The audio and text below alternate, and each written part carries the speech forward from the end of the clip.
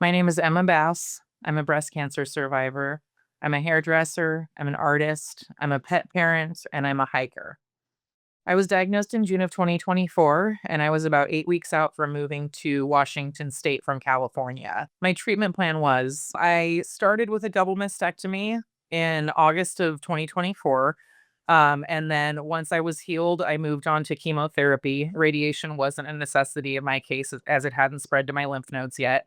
I was on chemo from September of last year to January of 2025. I finished 12 rounds.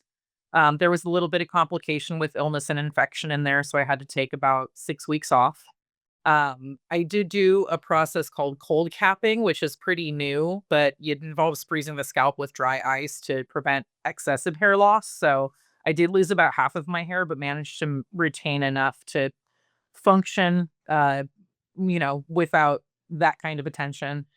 And then moving into this year, I'm starting on two different adjuvant drugs, which I'll be on for 3 and 5 years. And then I also do monthly abdominal shots to suppress estrogen production since I had a estrogen positive cancer. Truly, my lowest moment in all of this was when I developed an infection in my left tissue expander, which had been my cancer side, but I almost went septic and it ended up resulting in emergency surgery. There was about a 1% chance that interventional antibiotics wouldn't work. And I was unfortunately in that 1%. So I had to go in for another emergency surgery and we removed it and it was out for about 3 months while I finished chemo because my immune system was just too compromised to put it back in.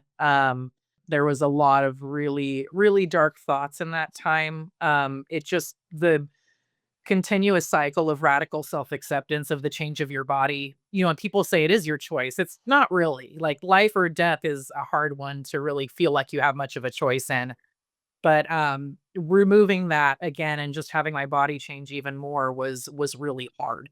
It was really, really hard. I had already fought to accept what I had lost, and returning to this yet again was extremely difficult. So, mentally, that was definitely my lowest point, but I was very, very lucky to have a mother and a support system that was unfailingly there for me. I mean, the amount of orchids and flowers I got, I just started putting the orchids throughout my workplace because I couldn't bring them home.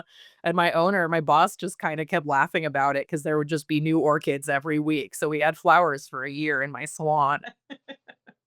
This journey's made me a different person in good and bad ways. At times lately, I struggle with patience. I tend to feel that I have this real lack of patience, and it doesn't always present itself in my everyday life, but it's when I'm on the road, things like that, where I realize like, ooh, okay, it's like it just feels like there's this urgency to everything that only I'm feeling at times. And I've had to have people step in and go, "Hey, it's okay. Like, there's no rush. If you're late, it's totally fine." In a good way, I'm moving into taking care of myself physically after all of this. The pressure of producing results physically, especially as a woman, I'm not someone that's always just been regular skinny, and so it's always been really it takes a lot of work for me to nourish my body well, to consistently exercise, but moving into all of that afterwards, there truly is that kind of,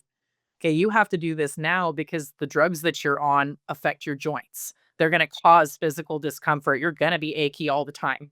So you have to work out. You have to build muscle mass just to counteract that."